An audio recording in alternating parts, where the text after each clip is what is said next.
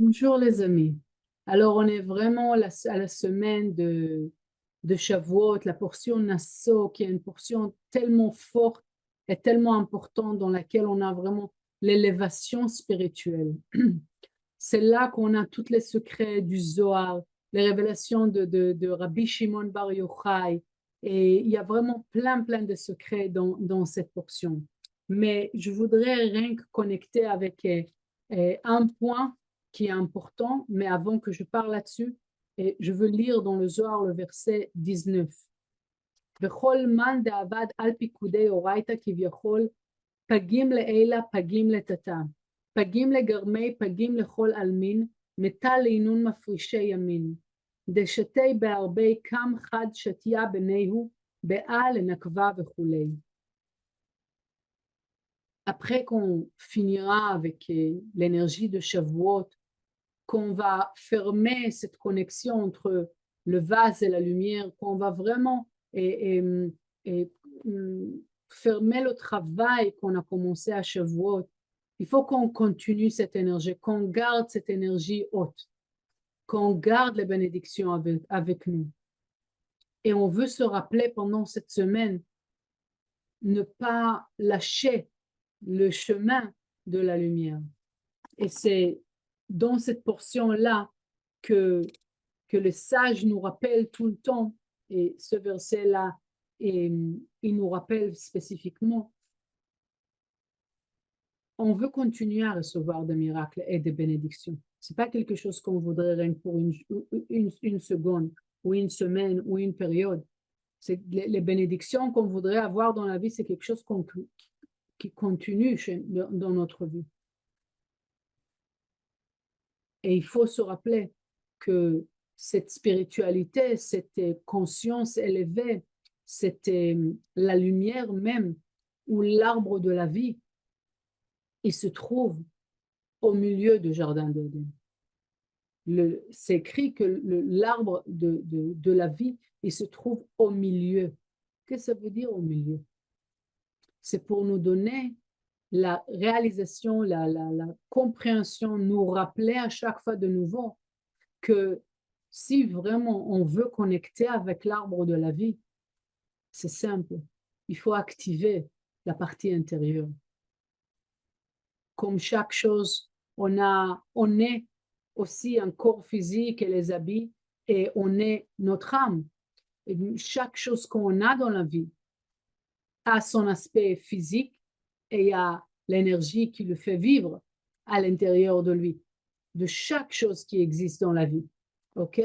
Donc, pour pouvoir vraiment continuer la sainteté, continuer la lumière, la, la, la, cette énergie tellement élevée de continuer à exister dans notre vie, il faut on fait attention. Qu'est-ce qu'on met en valeur dans la vie?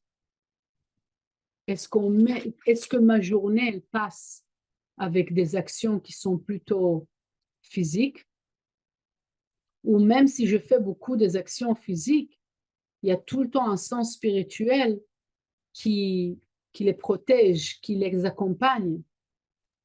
C'est normal, on a une vie plein d'actions physiques. On doit s'occuper de plein de choses qui sont physiques, administratives. OK, mais est-ce que aussi ces actions-là, ils sont accompagnés avec une conscience spirituelle? Aussi, quand il y a quelque chose que la banque, elle me refuse, ou et le docteur, il m'annonce, ou quoi que ce soit qui se passe, je m'arrête et je me pose la question pourquoi c'est dans mon fil, ou je suis en train d'accuser l'autre personne et il va pas bien et ça va pas et comment ça se fait qu'il m'a dit comme ça et comment ça se fait qu'il m'a fait comme ça. Je dois être conscient que plus je fais des actions, mais encore une fois, même si elles sont physiques, mais j'ajoute la partie spirituelle dans chaque chose que je fais, je me permets à avoir accès à toucher à l'arbre de vie. Et quand j'ai cette connexion avec l'arbre de vie, oui, c'est vrai, j'ai plein de bénédictions. Mais il y a encore quelque chose qui se passe quand moi, je mets en avant la spiritualité, la partie intérieure, la partie de mon âme, faire ce travail que mon âme, elle demande rien que je le fais. Toutes les actions qui sont des actions de partage, les actions de changement, les actions de mouvement dehors de moi-même, etc. Toutes ces actions-là qu'on répète encore une fois, parce que c'est vraiment le vrai désir de l'âme. Si on pourrait voir vraiment qu'est-ce que l'âme, elle veut, on voudrait, au bout du compte, être vraiment comme des anges qui partagent tout le temps. Mais il y a encore quelque chose que le Rav Ashlag mentionne, qui est là, c'est vraiment très important de faire attention à ça. On regarde qu'est-ce qui se passe dans le monde aujourd'hui. Partout, il y a un chaos qui ne s'arrête pas. Chacun d'entre nous, n'importe qu'est-ce qu'on fait. On peut être des femmes de ménage ou, je sais pas, hein, mais quelqu'un qui travaille à la poste et rien qui met les lettres.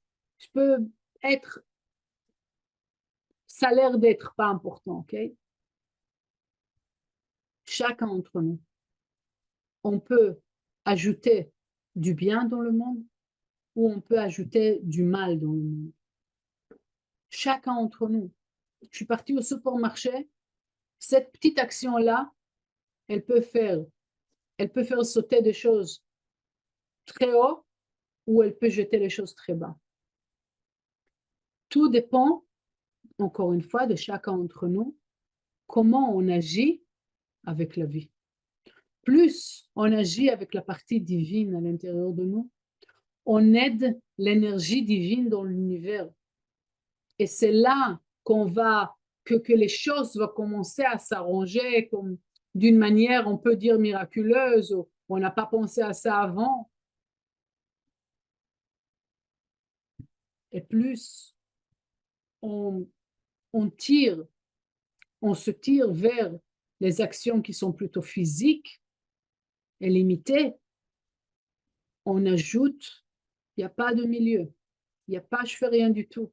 Vous connaissez très bien l'histoire de la personne qui est rentrée dans sa petite cabine dans le bateau et a commencé à creuser un trou en disant c'est ma chambre. Donc peut-être je fais rien du tout, mais ça aussi, c'est une action qui tire vers le bas. Les actions, ils sont où je fais pour faire avancer, ou si je fais rien ou des négatifs, je cause la destruction mondiale. Le Rav Ashlag, il appelle ça les constructeurs et les destructeurs du monde.